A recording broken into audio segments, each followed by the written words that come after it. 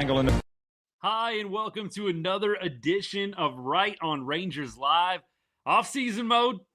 We are working our way through the month of December here, past the winter meetings. Rangers have made a few signings along the way. Of course, I'm sure some of y'all saw the video that I put out earlier yesterday. We'll get into that. We'll talk it through. Look, Danny Jansen, probably the biggest news in terms of players acquired, followed by Chris Martin, a Arlington native, and of course with the club on a variety of different occasions, including last year. We'll talk through that. And we'll go through the latest news that's out there right now. We'll talk in general players that the Rangers may need to continue to target. I would absolutely love to hear where you guys are at with some of this stuff. We're going to have a great show planned for you. Planning on going about an hour today. Feel free to drop a comment along the way. If I miss it for whatever reason, please repost it. We try real hard not to duck anything, not to miss anything, but you know how it goes. We get on the soapbox, and occasionally it happens. Appreciate all you guys. Let's go ahead and let's get started with this. First of all, what's good, Brian? Good to see you, man. I'm with you on this one. Let me go ahead and get into that in a sec. Teflon, what's good as well? Great to see you guys, as always. Look, I started out my reel that I put out yesterday. Stop gassing up mediocrity. Stop gassing up mediocrity. I have seen a number of accounts, and maybe it's just my algo, right? Maybe it's my algorithm. I will admit that, because some people push back on me. Austin, I haven't seen this same thing. I've seen a lot of people overhyping some of the moves the Rangers have made. And I'm just kind of at a point where I'm done with it. I have done the eternal optimist plenty over the last 2 seasons. I've been that eternal optimist. And I think after missing the playoffs in 2 straight years, for 2 straight years, it is time for Rangers fans to be picky. It's time. It is time for Rangers fans to demand more. You've seen me compliment the Jock Peterson move when it happened. I know some of you guys were not a fan of it, giving $18.5 million to a glorified platoon player in Jock Peterson. I know some of you weren't a fan. I actually like the move, but I've enjoyed Jock Peterson's career. I've got to say, though, it hasn't worked out well for the Rangers. And clearly, the 181 batting average shows it. Jock Peterson signing up for another $18.5 million. And we're going to get into the Jock Peterson deal and how it affects this year. But let me just say this. Danny Jansen, great player. I think he's a solid catcher. I don't think he's great. I don't think he's elite. I would say solid. I think he does give you a small offensive upgrade over Heim. But defensively, Danny Jansen, beyond his ability to block pitches in the dirt, he's not helping you with the running game. Pop time is, I believe, 10th percentile. Caught stealing, quite low as well. Danny Jansen is not a guy that is going to help us in an area that was pretty terrible, if we're just being real, last year. I mean, we lamented it on the show often, did we not? The Rangers could not throw anybody out last year. It was basically like a free base every time you stole on the Rangers. That's where I would have liked to have seen Texas make a different move than Danny Jansen. Do I think Danny is going to give you more than Jonah Heim? Of course. And without disrespecting Jonah Heim, who I like, Jonah Heim is not hard to improve on based on his play the last 2 years. And the stats back that up. Jonah Heim was one of the worst players offensively in baseball in 2024 and in 2025. The numbers don't lie on that. I don't bring that up to rub it in Heim's face. Jonah, I'm sure, is aware of his struggles, and he is very aware that he needed to be better the last 2 years. I don't say this to rub his face in the dirt. The numbers are the numbers. Whoever you acquired, the chances of them being an upgrade over Heim was quite high, just based on the fact of where the bar was with Heim the last 2 seasons offensively. I would have preferred the Rangers prioritize defense. I would have prioritized a guy that can actually control the running game. And that's not Danny Jansen. Now, could the Rangers still acquire a young catcher? They were kind of talking about on various reports that maybe the Rangers are still in the trade market for a young catcher. Think about, an Adley Rutschman. His name hasn't been mentioned specifically. We know Goodman from Colorado has been thrown around a little bit. Might the Rangers be in on one of those two? Maybe. I would like to see it. I would prefer not to go in to the 2026 season with this current tandem of Higgy and now Jansen. I think it's a little underwhelming, if I'm being completely honest. And then you're looking at guys like Alexis Diaz, who is a lottery ticket to me at this point. I don't know that he is going to pan out. I know a lot of people are pulling back the 2023 Baseball Savant page to feel better about Alexis Diaz. I would prefer to look at the what have you done for me lately. And Alexis Diaz is sitting on a 6.82 expected ERA in 2025. That's not good. I think the other guys, Tyler Alexander, kind of a hometown kid thing, that's always a feel-good story. I think Tyler Alexander can be useful for the Rangers, but he is not moving the needle. I like the Nimmo move, and we can agree on that, Teflon. I like the Nimmo move. I'm a big fan of the Nimmo move. You got out of a bad contract in Marcus Semien, and you got a player that hit 25 bombs last year, 90-plus RBI. We need players like that. I'm a fan of the Nimmo trade. Beyond that, I'm underwhelmed. And I know people are going to say, give it time. It's December. My longtime listeners out there, you know what I'm about to say next. How many times do we hear that over the course of a Rangers offseason? Give it time. Just wait. That's what everybody was telling me back in April when I was concerned. Back in June, May, when I was concerned about the direction of the club. It's only been 30 games. Give it a little time. And it's the same thing with the offseason. Yeah. It's like, at this point, I don't trust that if we just give it time, something magical is going to happen in this offseason. In fact, I think Rangers Nation, Rangers fans should unite on this one and put some pressure on the front office. Don't think for a second that they don't see the social media posts, that they don't hear the feedback from fans. If you're a Dallas Mavericks fan, I don't know how you couldn't believe that fans impacted what happened with Nico Harrison. I believe the same thing can happen if Rangers fans actually stop shrugging their shoulders and going to watch the 2023 highlight reel on repeat. I love 2023. I'm not satisfied with just that one championship. I want to see this club be a perennial contender. And I don't know how you could not if you are a diehard Rangers fan. I am not satisfied with what the Rangers have done this offseason. I would love to see a bat prioritized. I know that we've been connected with some starting pitching. Tyler Mahle, Ranger Suarez. There's some other guys out there too. I'd like to see a right-handed bat prioritized. One of the big issues that we had last year and in 2024 was left-handed pitching. At least going up against left-handed pitching, if I could be a little more specific. I'd like to see a guy like Bo Bichette brought in. I don't even get the people turning up their nose at Bo Bichette. Go look at the sweet spot percentage. Go look at the hard hit percentage. This is a guy that hits hard line drives all over the field. Talk about the speed if you want. Talk about the defensive issues. Bo Bichette would be a great addition to our lineup. Is anybody really feeling 100% locked in at what we have at second base right now? Love me some Smitty. Love me some Josh Smith. Does anybody feel like you couldn't upgrade over Josh Smith right now? Josh Young. Love Josh Young. The Jungle Cat. Got the guy right behind me. Right over my shoulder. I know y'all can't see it. There you go. You can kind of see it.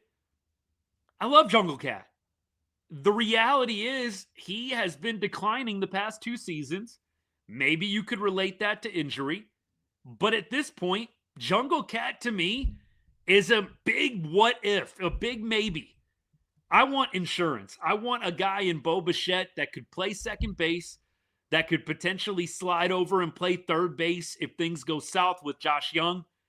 I want to see the Rangers be proactive and stop banking on rebounds. We talked about this last year. I've talked about this ad nauseum. Hope is not a strategy. Hope is not roster construction. It's not. I would like to see the Rangers go out and get a legit bat, a right-handed bat, a Bo Bichette type. Cody Bellinger's still out there. I know he's not right-handed. I'd love to see the Rangers solidify this lineup with one additional bat. I don't think the lineup as is right now is enough to get you into October, even to get you deep into October. I have my strong doubts. You're banking on Evan Carter staying healthy, on Evan Carter regaining 2023 form. You're banking on Josh Young regaining 2023 form. You're banking on Josh Smith being able to last 162 games. You're banking on Wyatt Langford to be a better player than what he was last year. And Wyatt showed us flashes, but Wyatt had his bad moments last year where he looked lost at the plate. He had his moments where he looked like a young Mike Trout too. We're banking on a lot of rebounds. Jake Berger, I haven't even talked about Jake Berger yet, who I love. Jake Berger is a goated human being. I love that man. Great guy. But Jake Berger is another guy where you're banking on a rebound.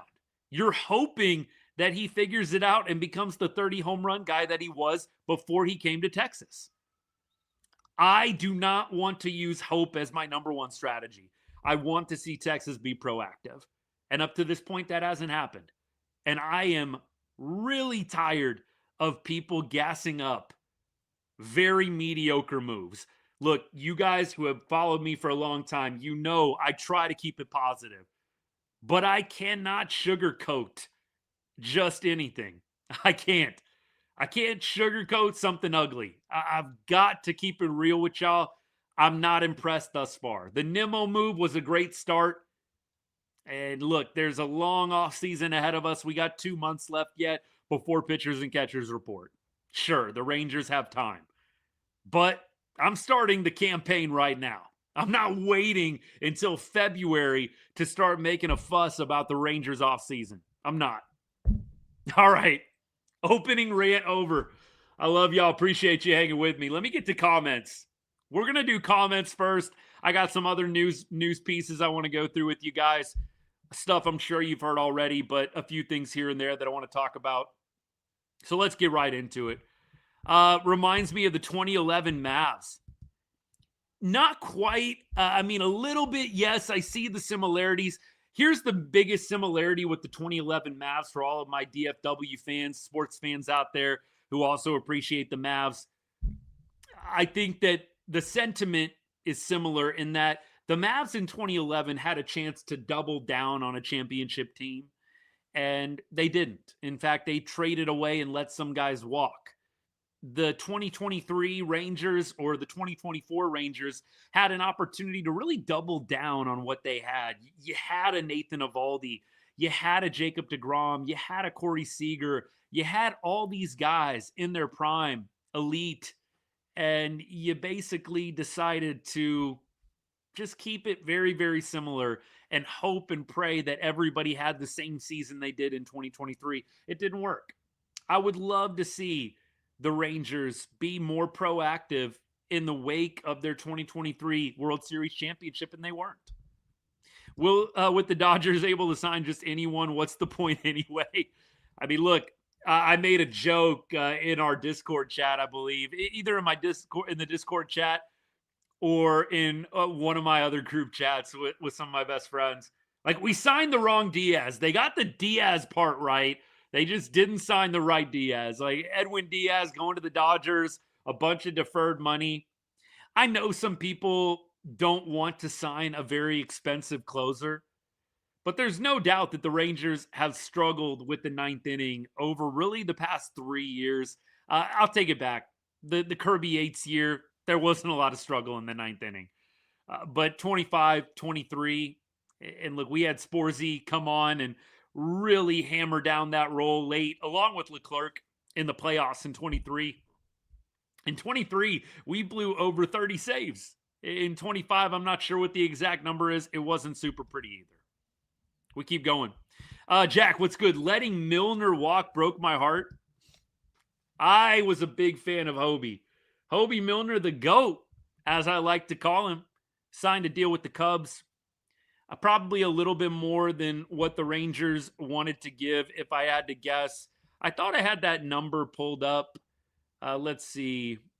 I don't know if I have that perfect number here, but Cubs, 1-year deal.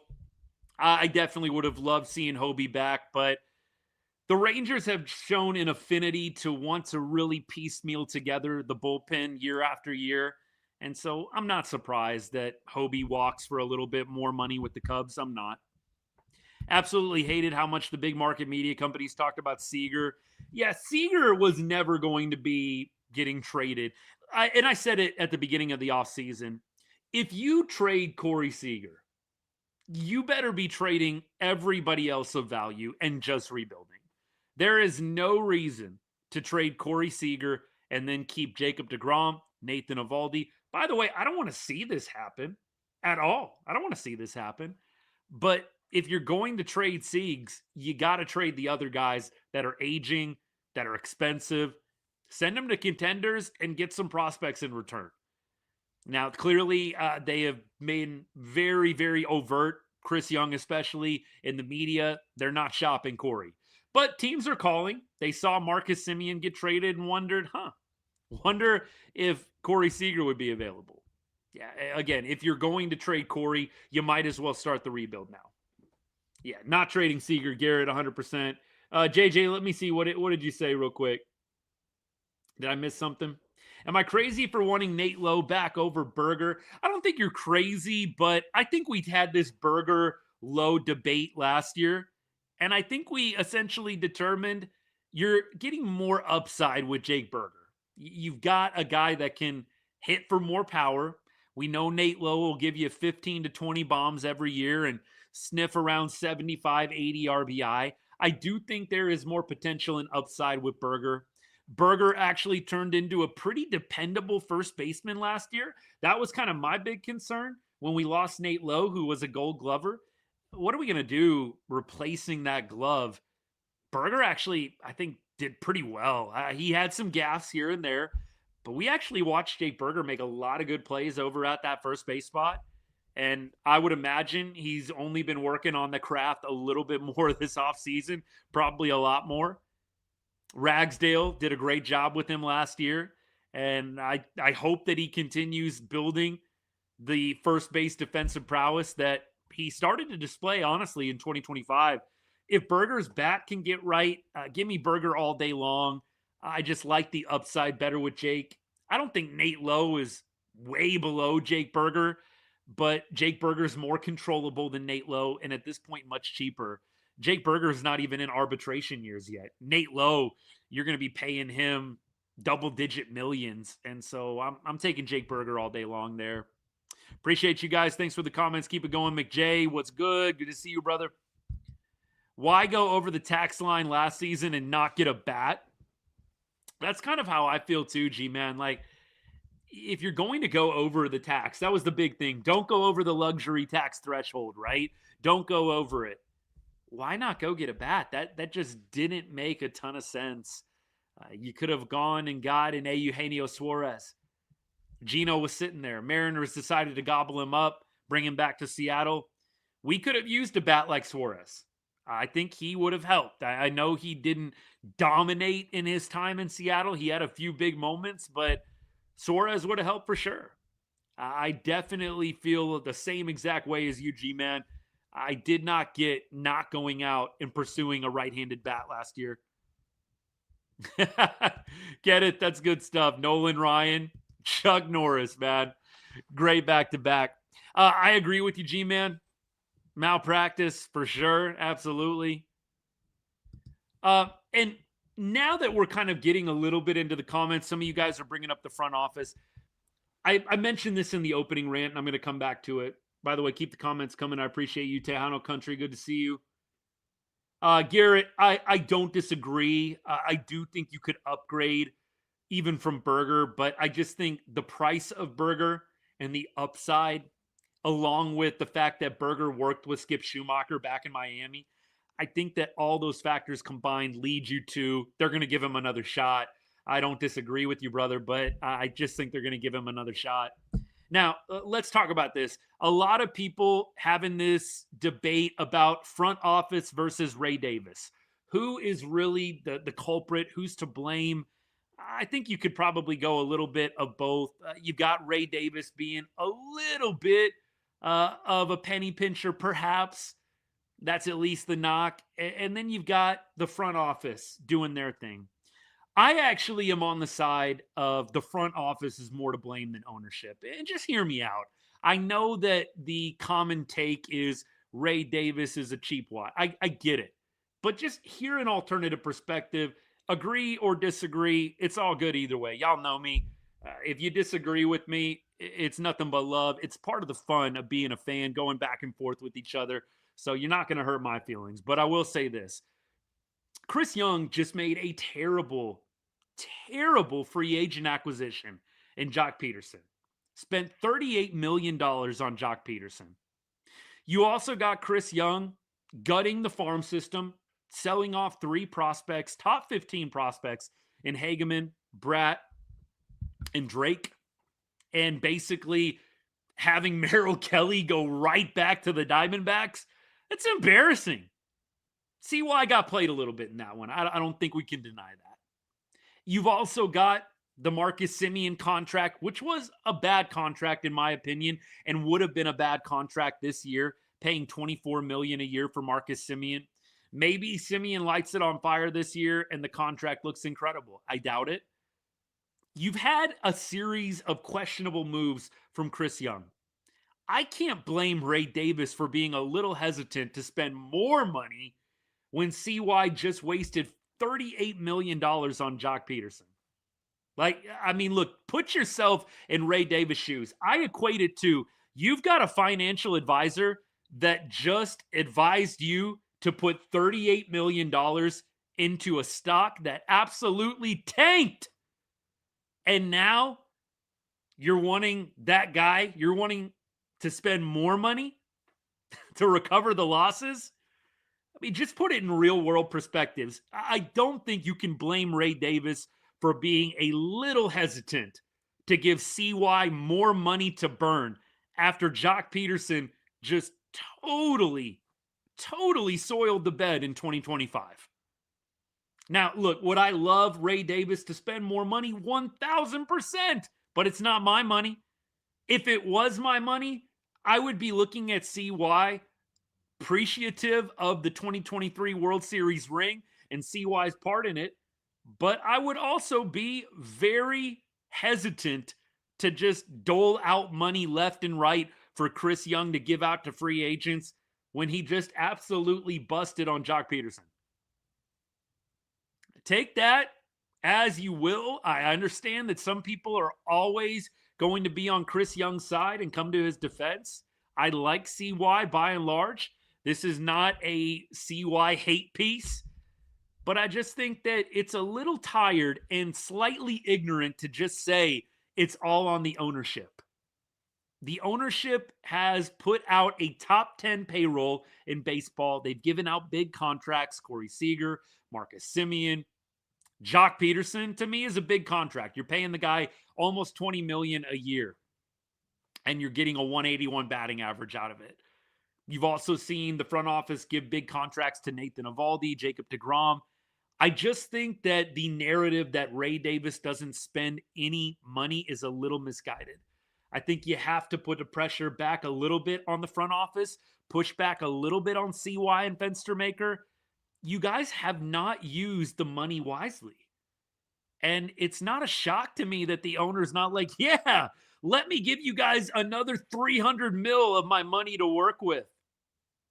I mean, look, I can only put myself in Ray Davis' shoes. If I just had a financial advisor totally whiff on a $38 million investment, I'm not going to be thinking to myself, yeah, let me give this guy another 38. I mean, Ray Davis, hate him, love him. I can't blame the guy totally for where we're at right now in this offseason. All right. At this rate, why not just defer money? That might be what they do. One busted move too much. He has to be perfect. I think there's other ones you point to as well. Look at the deadline whiffs. I think back-to-back years, CY has made a choice not to sell. CY has made a choice to be a buyer. And look, it all depends on what your standards are, right? And I made this point in the video I put out earlier today. If you just are here to applaud effort, good job, CY. You tried. Good job, buddy. You and I could try. I could sit in CY's seat and I could make trades all day long. You could too. I mean, seriously. We're not paying CY. The Rangers aren't paying CY to try. They are paying CY to be right. Most times. I don't understand the thought process of, you win some, you lose some. You hit on some guys, you don't. When you are investing $38 million, you got to be right more often than not. CY, to me, over the past 2 years, has not pushed all the right buttons. If he was pushing all the right buttons, why wouldn't they have been in October in 24 or 25? Is it all CY's fault? No. The guys on the field haven't produced. Has CY helped the cause? I think you could make an argument that he has not. In fact, I would say this. The fact that we have bought the past 2 deadlines and missed the playoffs each time, concerning. And I think CY does deserve some more pressure than what he gets. Would I take Cody Bellinger at first? Yes. Gabe, I would say it gets a lot better looking, but I don't think Jock Peterson is going to get a whole lot of time to figure it out. If Jock is struggling and the clock or the calendar turns to May, I think that they are going to DFA. I don't see them keeping Jock Peterson around the entire season if he does not figure it out. Would I fire CY now? No. If he doesn't make the playoffs this next year, I would strongly consider a move in a new direction.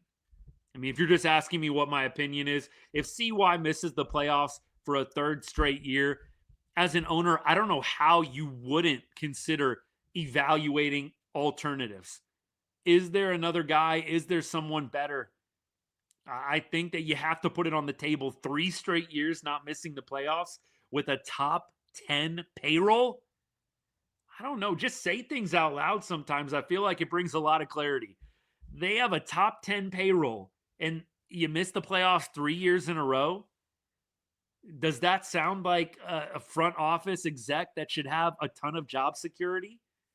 I would say probably no. Probably no. Alejandro, that to me is kind of a part of my point. Some of you guys I know are talking about, hey, he made one bad move with Jock. So what? It's the deadline stuff too, though. It's like you're not able to totally evaluate and project your team. And that is what you get paid to do. Again, these guys don't get paid in the front office to be rah, feel good, just try to do their best and hope and pray that it all works out. These guys get paid to be right. They get paid to hit on whether or not to buy or sell. They get paid to hit on free agents that you're investing $38 million into. They do. McJ, is this real? 61 out of 100? What was the prompt on that, McJ? That is freaking hilarious, bro. The comment from YouTube was, AI rates CY as a 61 out of 100 GM. What was the prompt on that? Did you just say rate CY on a scale of 1 to 100? That is hilarious, man. Could I see an Adley for Rocker trade? Jerry, what's good, brother? Thanks for hanging out. Straight up, I don't think that they want to bail on Kumar. I think they want to see Kumar one more year, and then I could see them potentially going a different route. I think they want to see what Kumar can do in year 3, year 4, being around the big league club. So I would think he probably gets another year in the organization to prove himself. I think there is a lot of upside with Rocker. There are some concerns as well. I don't know if they would do a Rocker for Adley straight up. Take away the 23 season. Yeah, CY does not have a ton of legs to stand on. But fortunately, that 23 season is a pretty big leg. Bring back Daniels, Luis. That's awesome. Look, John Daniels, criminally underrated, I think, by most Rangers fans. It got a little ugly at the end. I'll admit, the 21 season was ugly. The 2020 season was ugly. There were a number of ugly seasons in a row at the end of Daniels' tenure. But when you really think about it, Daniels got us to, I say Daniels got us to 3 World Series. If you look at what John Daniels did and you look at that 23 team, John Daniels drafted Evan Carter. He drafted Josh Young. He was responsible for the Josh Smith trade. There's so many fingerprints that John Daniels has all over that 23 World Series. Now, was he in charge when they won it all? No, he wasn't. Is it 100% John Daniels, 0% CY? Of course not. But was John Daniels a really pretty solid GM when you go wide lens? I don't know how you say no. Dude, I think got us to 3 different World Series and was a part of us winning our first as well. I don't think John Daniels is nearly as bad as some casual Rangers fans paint him out to be. And I think that the more that time passes, the more we'll appreciate 3 World Series appearances in 15 years. That ain't bad, man. That ain't bad. I really think that John Daniels needs to get a little more love from Rangers Nation. With the history of getting rid of pitchers and then taking off after leaving the team, Rocker could use the move. Hey, I think Rocker definitely is going to get this year to show what he's got, but I think in 27, there might be some discussions if Rocker does not figure it out in this season. Could have won 3 World Series, Luis. Seriously, brother. JD did get us a long way. User 932, absolutely. Mickey, you absolutely did. Diamondbacks absolutely fleeced the Rangers. And look, when they traded for Merrill Kelly, I think we talked about multiple times, Merrill was very likely to go back to Arizona. We talked about that on the show. And we said, hey, if you win a World Series with Merrill Kelly on the Rangers, it was all worth it. Or I even said this, if you could get Merrill Kelly to re-sign, I didn't really want to give Merrill Kelly $20 million a year. I think Arizona gave him a great deal, 2 years, $20 million. I did not expect Merrill Kelly to be raking in $20 million a year. I thought he would be more around the 15 to maybe 18 million. I didn't think he was going to get 20. But I think we could all kind of see this is a strong possibility. So, yeah, to give up 3 top 15 prospects. At the time of the trade, we had David Hageman, we had Drake, we had also Mitch Bratt in the top 15 in our farm system. All gone for a half-season rental that re-signed with the team that traded him to us. It's embarrassing. It's embarrassing. Ugh. It's almost painful to talk about, honestly, and I'm not trying to be dramatic. Is JD a GM somewhere? He went with Tampa Bay, I think, for a little while. I don't know if he's still with the Rays. Can somebody help me out on that? Last I heard, he was with the Rays, like in some kind of advisory role. I'll check it out. Is a senior advisor at the Tampa Bay Rays. This is Wikipedia, so take it for what it's worth. But senior advisor with the Tampa Bay Rays right now. All right. There's the John Daniels update for you. Can I see us getting Gallen? I think that Zach Gallen definitely has 1 or 2 starter stuff. I know last year, Gallen, I think had a little bit of a down year. Let me look at the numbers. 483 ERA, 126. Did have high strikeout numbers, but yeah, definitely a down year, I think, by his standards. I still think he's going to command a pretty penny in free agency. I think the Rangers need to prioritize getting Tyler Mahle back, McJay. I would much rather have Mahle than Gallen. But if you can't get Tyler Mahle back on a good deal, yeah, I definitely think they turn their attention to Gallen, or you turn your attention to Ranger Suarez. I'd rather the Rangers go get a bat than go get Ranger Suarez. But, look, I guess if you can't get anybody to sign with you of importance in terms of offense is concerned, sure, go get Ranger Suarez and have the 3-headed monster with Eovaldi, DeGrom, and Ranger. Look, the name does fit pretty well. I'm just saying. We keep going. sign Ty France or re-sign Rowdy.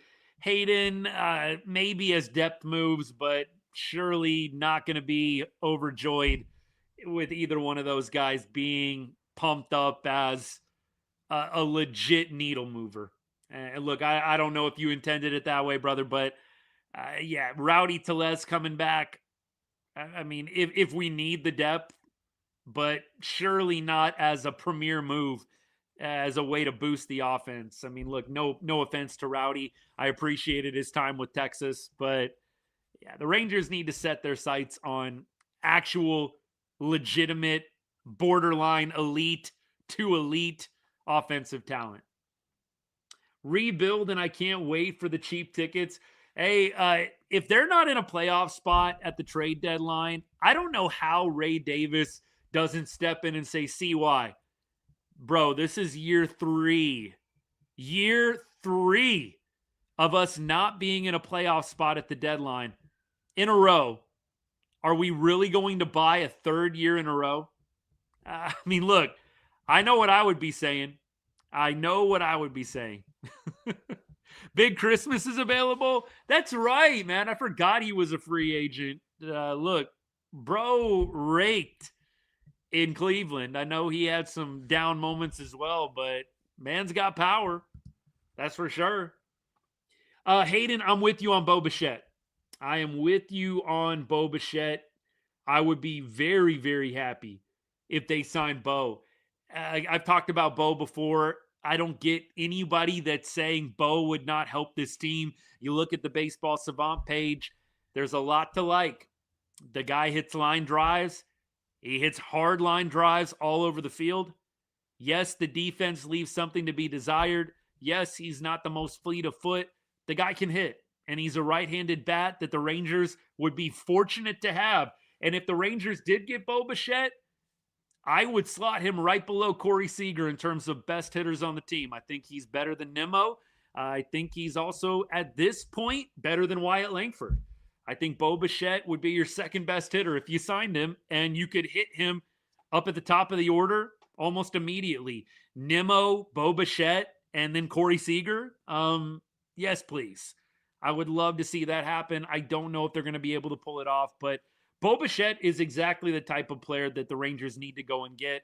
He can play multiple infield positions. You could upgrade second base. You could even slot him in at third base probably, especially if Josh Young continues to struggle. I like Bo Bichette for a number of reasons, but the primary one, he'd be our second best hitter easily if the Rangers were able to sign him. We keep going. For like a 10-year, but he's going to command 35. Yeah, I don't know what the contract is. I know some people are throwing out over $200 million. Look, you're going to have to most likely overpay to get Bo. You are. I don't think there's any way around it. I know that a lot of us, rightfully so, are concerned about not getting another contract where you're overpaying. But to get these stars, unfortunately, it is a bidding war at times, and you do have to overpay. So if they had to spend a little bit more for Bo, I'm in favor of it. I think Bo could easily, like I said, continue on with this. He's in the prime of his career right now. If it's not working out in the field, eventually you could have him DH. I think Bo would be a guy worth investing in. I really do. I'm a big Bo Bichette fan. I wanted the Rangers to get him at the trade deadline. The Jays took off and never looked back all the way to a World Series appearance, losing in Game 7 to the Dodgers. But as the trade deadline approached, before Toronto caught fire, I would have loved for the Rangers to have acquired Bo Bichette at that point. All right, let me see. Arise, to me, if you go out and get Arise, I'm not going to turn my nose up at Luis Arise, but I would much prefer the Rangers invest money in Bo Bichette. And if Arise is still there, sure. I mean, Arise obviously played in Miami for Skip Schumacher. There is that connection there. And I think he does clearly fit in with the more small ball approach that I'm a big fan of. And Skip Schumacher, most importantly, is a big fan of as well philosophically. So I think you have to consider upgrading some of the infield spots first and foremost. Outfield feels a little bit spoken for already. But I would say infield, you definitely could still improve and upgrade. All right, we keep going. Let's see. Pillowcase, do I think the Rangers are going to make the playoffs this year? Got to see more before I can make that determination. I've got to see how this offseason plays out a little bit more. Really do. I don't think any big names even want to play for us. I don't necessarily think that's true. Like, think about Brandon Nimmo, right? Brandon Nimmo waived his no trade clause to come to Texas. I know he had the DeGrom connection. I think that Brandon Nimmo moving to Texas, waiving the no trade clause, shows you there's still some guys that want to come and play here. It's still a big market, and you've got guys on the team that are talented. You look at Evo, you look at DeGrom, you look at Seager, you look at some up-and-coming players like Wyatt Langford. I think you can definitely make the argument that Texas is a team that can make it to October. It's still a desirable location, but yeah, the vibes, I think, are a little bit down the past 2 years. I think we can say that quite safely. So hopefully this year, the Rangers, with the time they have left in the offseason, make some improvements, and it's a much better product in 2026. That's the plan, at least. Got to say it out loud. Got to speak these things into existence sometimes.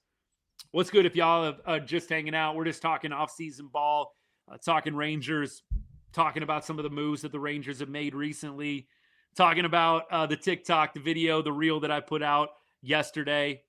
Appreciate everybody that commented and liked that, by the way, and shared it with others. Alex Bregman, I said it. It's going to ruffle some Rangers Nation feathers.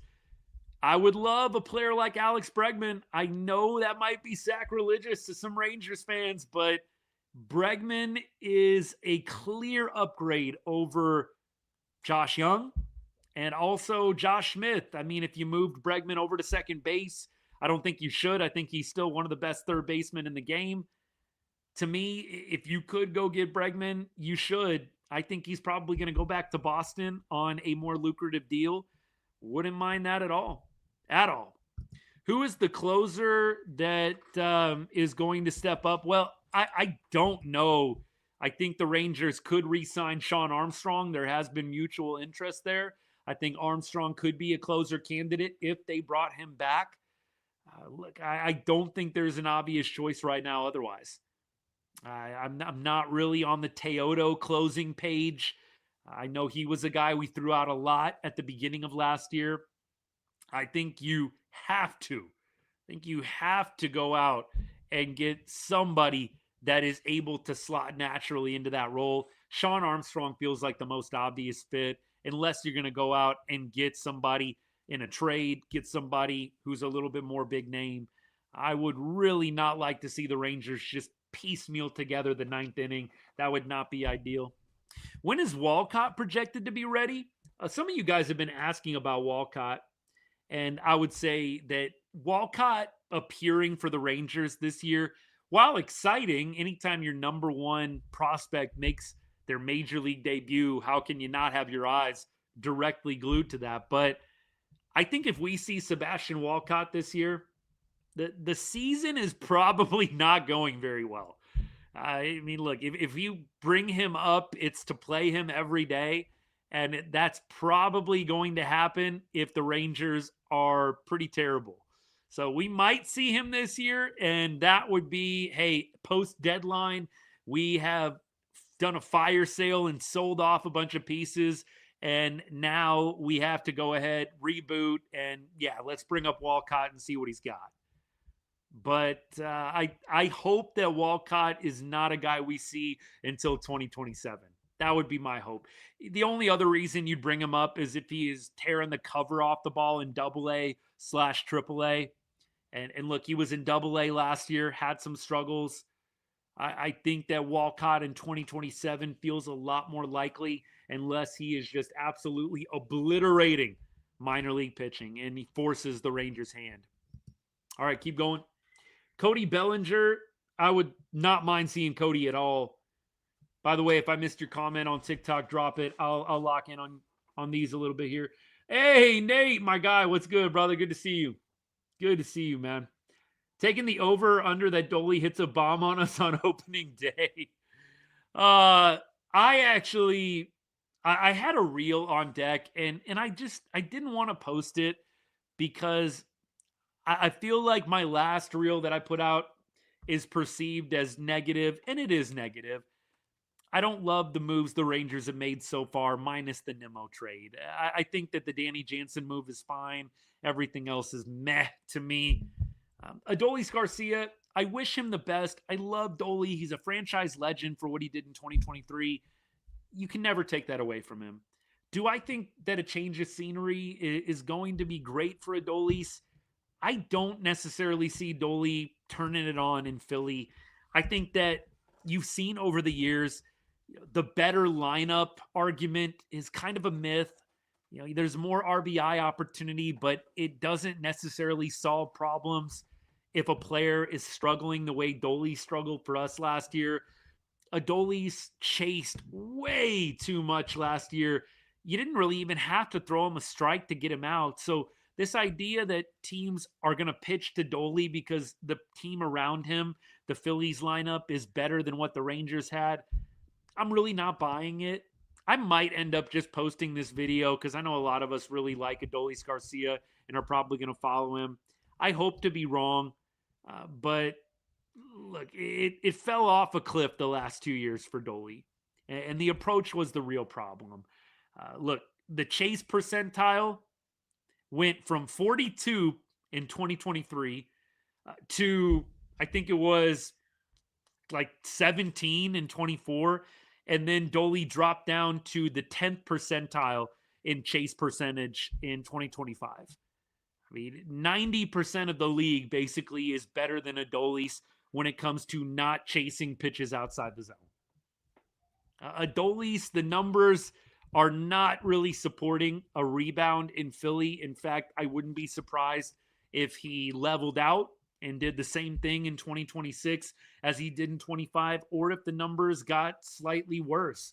I'm not saying that because I don't like Adolis. I'm not saying that because I'm not a big Dolly fan. I am, but I also am a bit of a realist. The numbers don't look great for Adolis right now. We'll see what happens. We'll see how it goes. Fans are just over emotional on Dolly. That was an overpay by Philly. JK, I have to agree with you. I think that it was a bit of an overpay. $10 million a year. I'm happy for Adolis. The fact that he got $10 million a year is big time. Good for him. Great for him. Happy for him. But I can't see a big turnaround in Philadelphia. For anybody out there, Phillies fan, I'm not trying to be a hater. Look at the numbers from year to year. They're not encouraging if you're really hopeful for a rebound. They're not.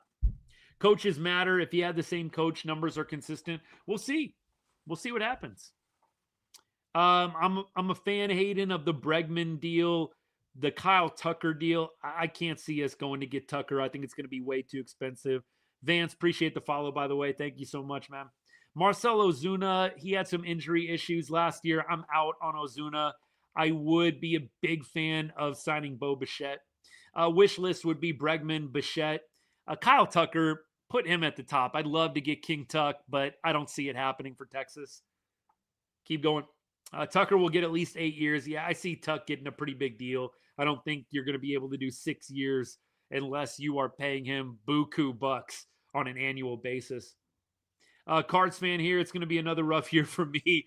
Vance, you'll always have 2011 at least, brother. You'll always have 2011 over us, especially. We won't talk about that too much, man, but I appreciate you following along.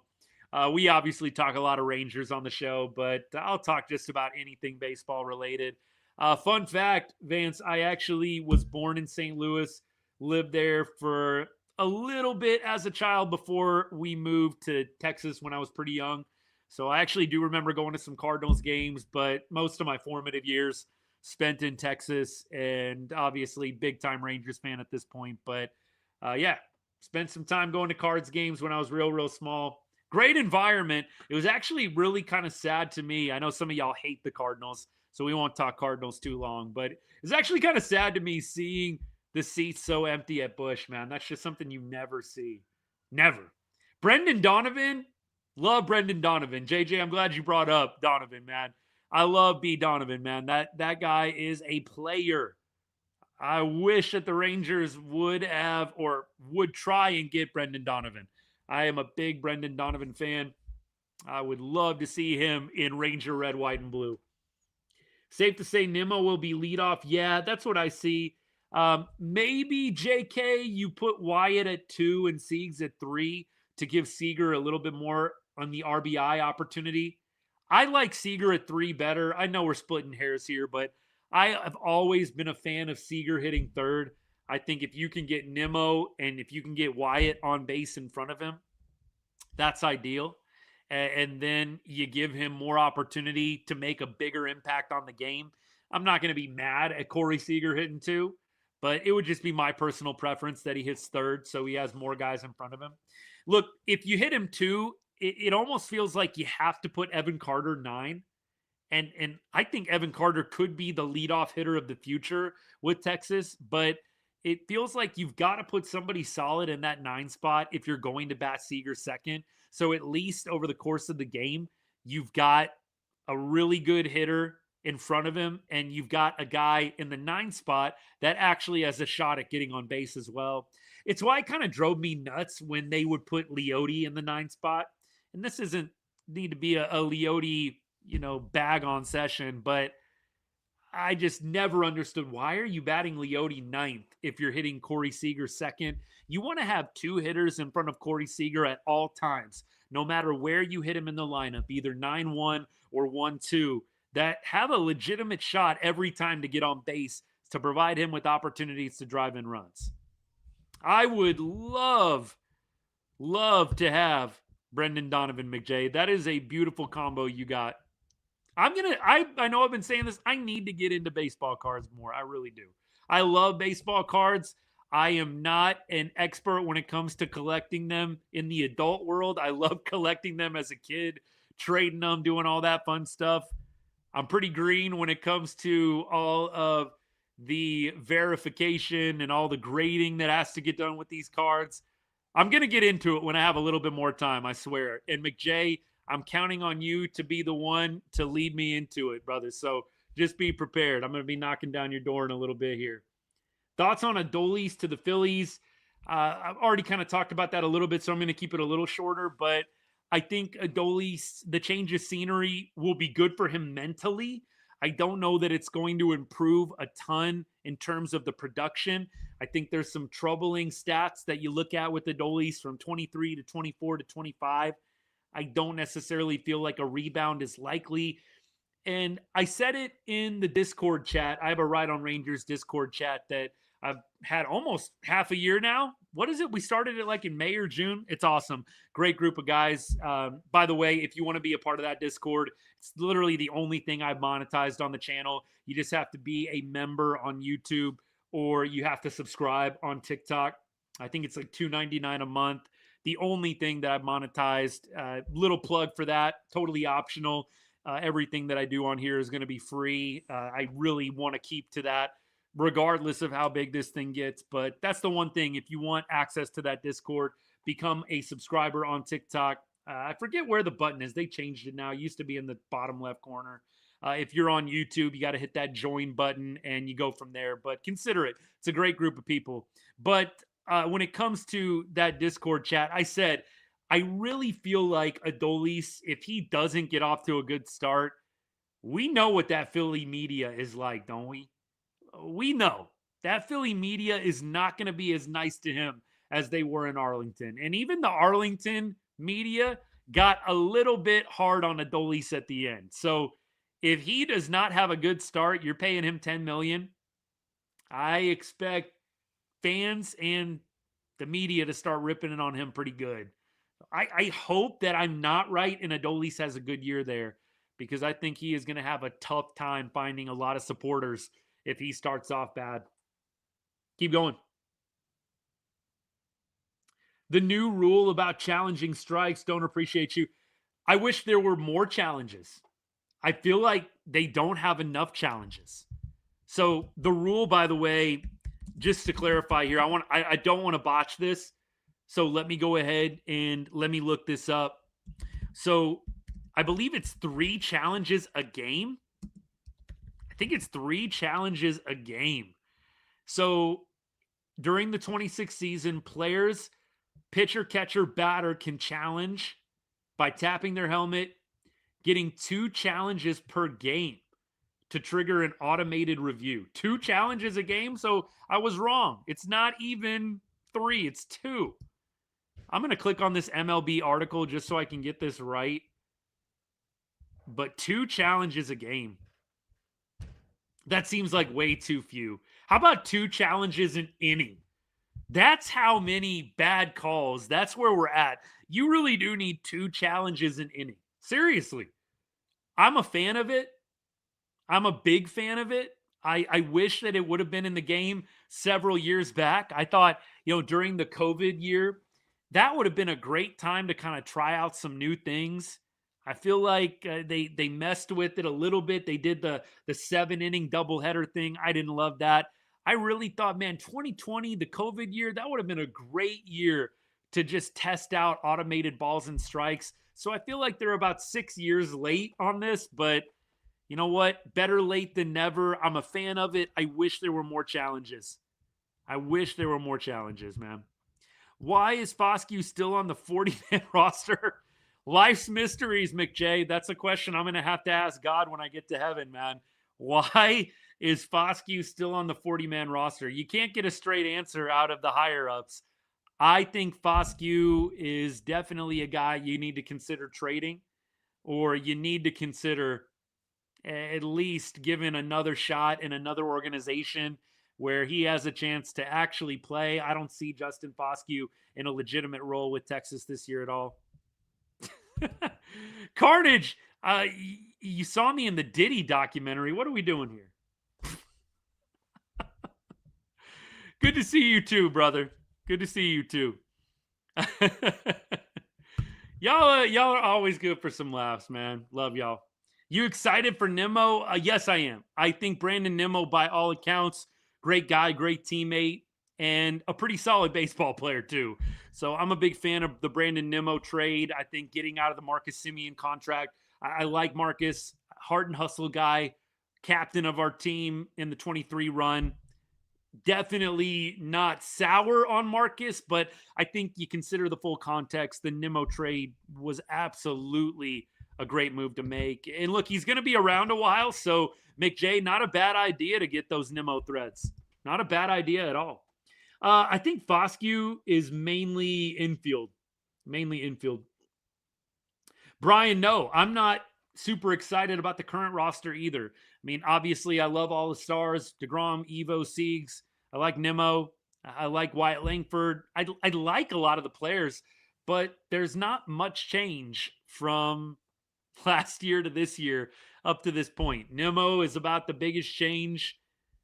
Otherwise, I don't see a lot of reasons to really feel pumped about the offense, especially. I think the pitching is going to probably figure itself out. I think that's the one sure shot with CY. I know we kind of have been a little critical of Chris Young a little bit on the show tonight. I think that is the one thing you can't take away from him. The guy has an eye for pitching, and rightfully so. He was a pitcher. The offense does leave something to be desired at this point.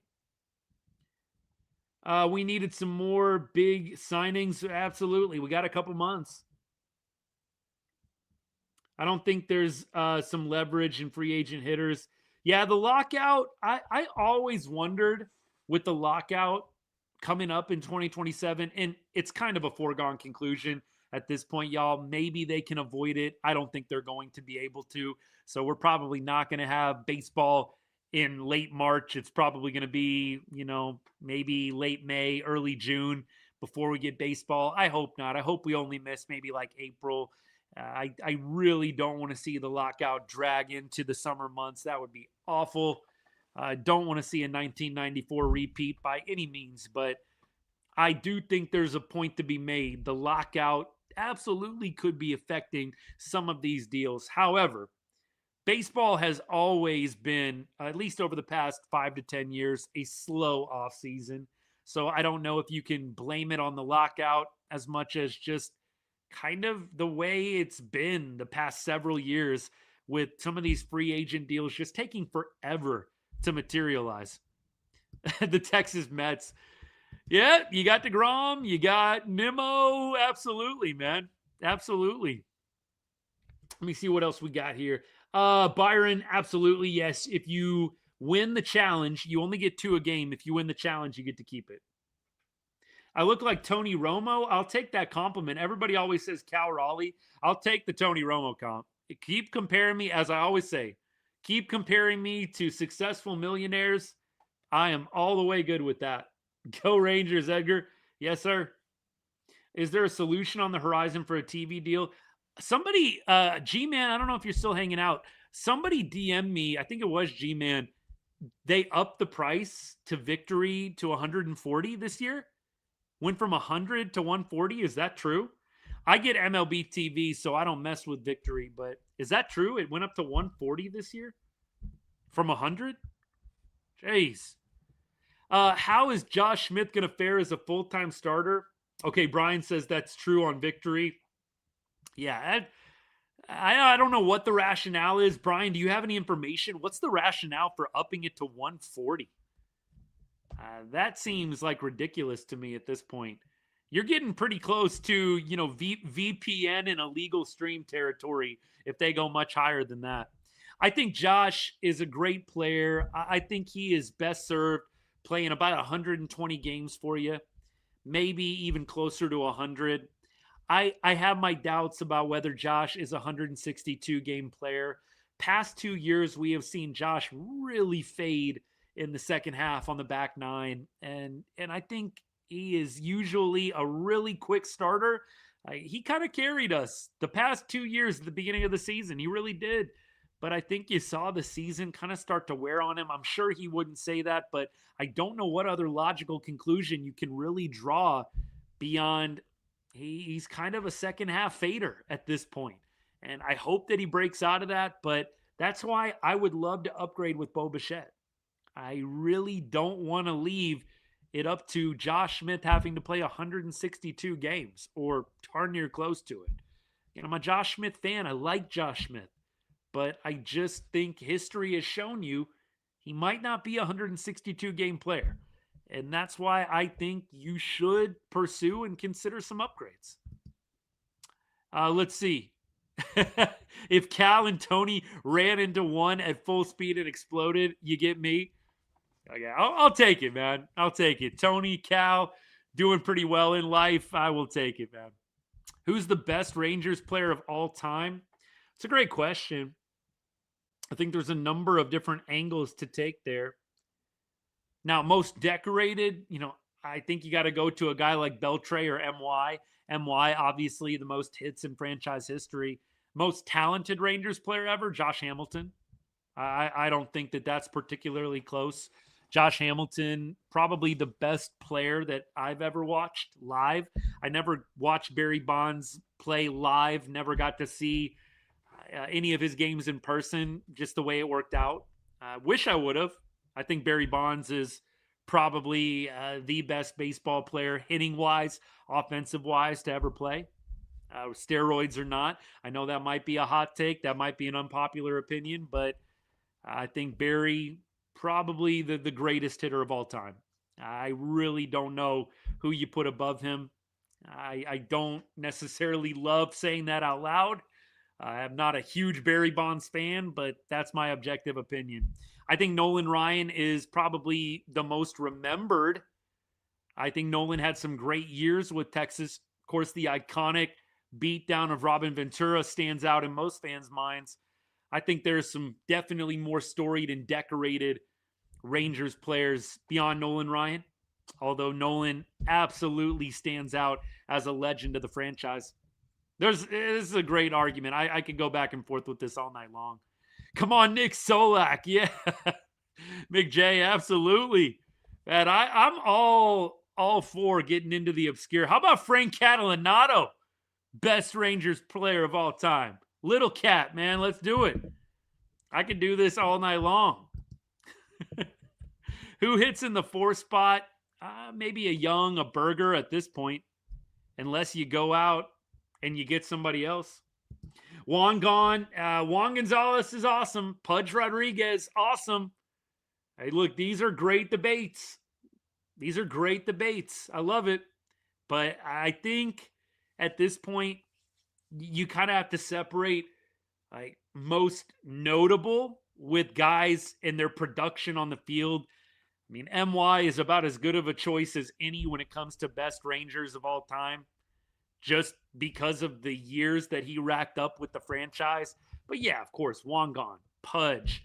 You got all these guys that you can reel off. Palmero. You could go on and on. There are a number of guys that had incredible careers with the Texas Rangers, no doubt. No doubt. Beltre, I think, is up there 100%. Definitely. Is Corey Seager retiring with the Rangers? Great question. JJ, I love me some Rusty Greer. I'm going to say, I'm going to say no. I'm going to say no. Corey does not retire as a Texas Ranger. I'm going to say no. I think that Corey is probably going to get dealt in the second half of this contract. I think the Rangers have about 2 or 3 more years of legitimate contention. And then I think they probably are going to have to reset a little bit. You lose DeGrom, you lose Evo at the end of those contracts. Seager getting into the mid-30s, one last hurrah. I see them trading him in the second half of this contract. That's me. Keep going. Appreciate all you guys. We're winding down the show, by the way. I'll try and throw a couple other things your guys' way. We talked about Chris Martin coming back. I like the Martin deal. I think it's going to be around $3 million. If Martin is healthy, he's good. I just think we got used to very short stints with Chris Martin. If they can get a full season of him, that would be phenomenal. Danny Jansen deal, by the way, 2 years, $14.5 million. Tyler Alexander, we talked about that hometown kid.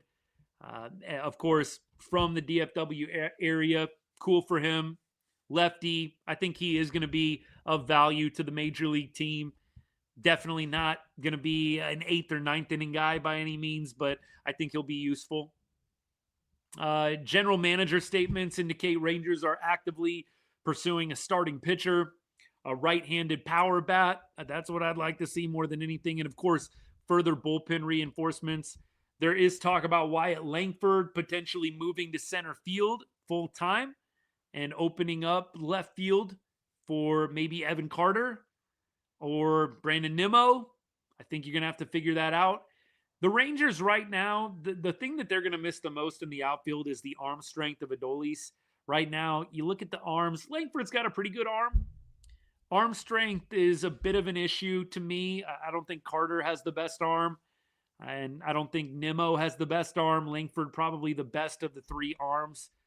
You're definitely going to miss that cannon in right field for Adolis Garcia. I think more than anything, the glove and the cannon of an arm he's got. Beyond that, not a whole lot else to report here. I'll take final comments, and then we're going to sign off for the night. I agree with this. Never was. Cutting down on the strikeouts is going to be huge. Monty reunion, I don't see it. If it is, it's going to be like a Patrick Corbin style deal, like 1 year, prove it kind of thing. 1 year, prove it. That's what I would say. Ultra, I don't really agree with you on the Barry Bonds thing. Barry Bonds did not have an OPS below 1,000 after 1992. I'm looking at the Baseball Ref page right now. OPS for Barry Bonds was over 1,000 from 1992 to 2005. In 2006, he had a 999 OPS. I don't know if I would be using batting average as the main champion point in the Barry Bonds debate. That's just me. Yeah, I agree with you on this. Hambone, definitely the most talented Ranger ever. Evan Carter needs to be a starter. Texas Carnage, I've said this for a long time. He needs to be an everyday player. Skip Schumacher actually has talked about Evan Carter being an everyday player. So for me, I think that is the direction they need to go. The big question mark, is the health going to hold up? That to me is the biggest concern here. Has to stay on the field. Will Corey retire as a Dodger? I have no clue. I just think the Rangers probably trade him on the second half, somewhere maybe in the last 2 or 3 years of this contract. I think Corey will be with us as long as we have DeGrom and Evo.